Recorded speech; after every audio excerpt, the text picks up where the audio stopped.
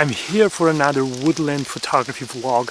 It's still autumn. Autumn is still at its fullest. Even though the leaves are kind of falling down right now, I think it's a perfect day to photograph the woodland.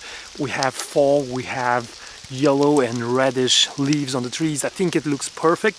And today I'm going to photograph the forest using a 17 to 40 millimeter lens on my Canon EOS R body. So I'm going to use a wide angle lens to photograph the forest, and I'm going to share with you tips, ideas, settings and compositions. So let's go into the forest because it's a perfect day to photograph. Because the forest is so chaotic and it's so difficult to photograph inside the forest, using a wide angle lens may be counterintuitive, and it may pose some great challenges because you don't know what to frame, you don't know how to find order and interesting shots, mainly because everything gets in your frame when using a wide angle lens. But there's one element that will help me a lot in achieving some great photos, and that is the fog. The fog adds mystery to the scene, separates the trees, gets rid of all the clutter. I think fog, it's the best situation that you can have inside the forest, and you just look at it and it looks awesome. Now, during a situation like this, you may be tempted to photograph everything. So tip number one for today would be to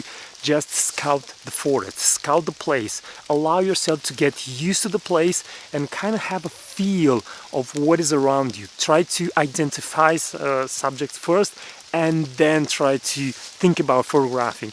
It's a much better decision to think about what you want to photograph and now not just go there and photograph everything just because it's autumn and it's fog in the forest. The second tip I have for you when you're photographing the woodland in a situation like this, I think paying attention to color, it's a very important aspect. I always get questions like how I'm editing the photos, how I'm thinking about editing.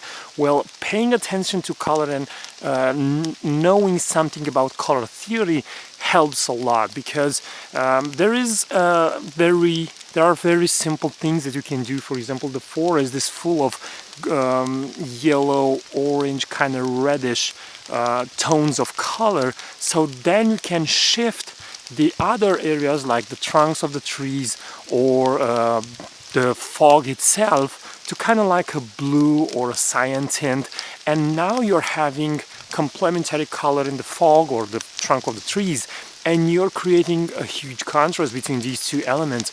And when you have this contrast, you get separation, you get much more interesting photos, you get depth to your images. So remember, tip number two, learn something about color theory and learn how to see color and how to think about it in terms of editing. So the first two tips are not strictly related to using a wide angle lens to photograph the woodland, but there are general guidelines, general tips that you can use, and I think it's a lot better to have some knowledge that you can apply to any situation and when photographing with any lens than to have just particular things that you can do in a certain situation.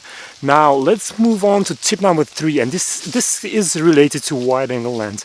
Even though it's a wide angle lens, and even though you capture a lot, you capture the entire forest if you want in your wide angle lens, even if that is the case, you can still use it to frame only simple shots, only simple elements, for example, like this tree behind me. And let's just analyze how to photograph it and how to frame it with a 17 millimeter lens. First of all, remember that you don't have a prime, you don't only have the 17 millimeter focal length, so you do have some room to work with. So we are having 17 to 40 millimeter. Now I will try to stay as much as possible to the 17 end, and let's see exactly what I'm looking for here. What I did was to move closer to the tree. Now I didn't want it to have a shot looking up, so I adjusted the center column of the tripod to have a straight tree. And after that, I moved as close as possible, but I also searched for the space near the tree just to place that tree in a negative space. And this leads to tip number four, and that is negative space. When you have that much fog in the woodland, I think it's the perfect moment to use the negative space. I mean, the fog provides it, why not use it? So placing the tree outside, kind of like outside of the fog because you're so close to it, and having the fog creating this negative space leads to tip number 4, and also it kind of binds with tip number 3, search for simple elements in the forest, and just try and don't add too many elements to the image. Once you find a simple photo, do it in a simple way. Tip number 5, search for the light inside the woodland. There are areas where the trees are open to the light above, and there is light entering the forest. Subtle differences on light between different areas can be emphasized in editing, and it can create a much more interesting photo.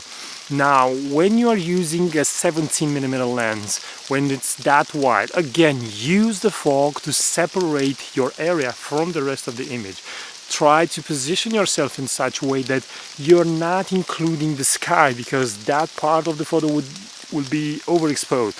So try to stay as much as possible in the forest with your entire photo. Tip number 6 is to find some interesting roots.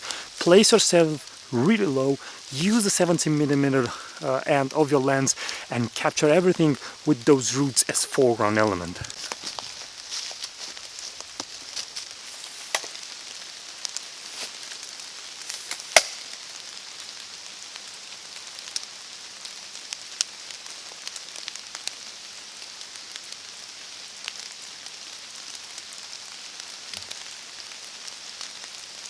Tip number 7 is to look for reflections inside the forest. There are often occasions when you see these small ponds or like a swamp or some kind of water in the forest. Use that reflection. Leaves are basically on the surface of that water, and they will look spectacular, especially if at the end of the photo you're going to see a beautiful tree. So keep in mind to use reflections. So there you have it, 7 tips how to photograph the woodland with a wide-angle lens, with a 70 to 40mm lens in an autumn day, in a foggy autumn day. Now let me know in comments below which one of these 7 tips you find it to be more useful, and also if you have something else you can add in the comments below. Until next time, keep on photographing, because it's the only way that you can get better. Thanks for watching, and bye bye.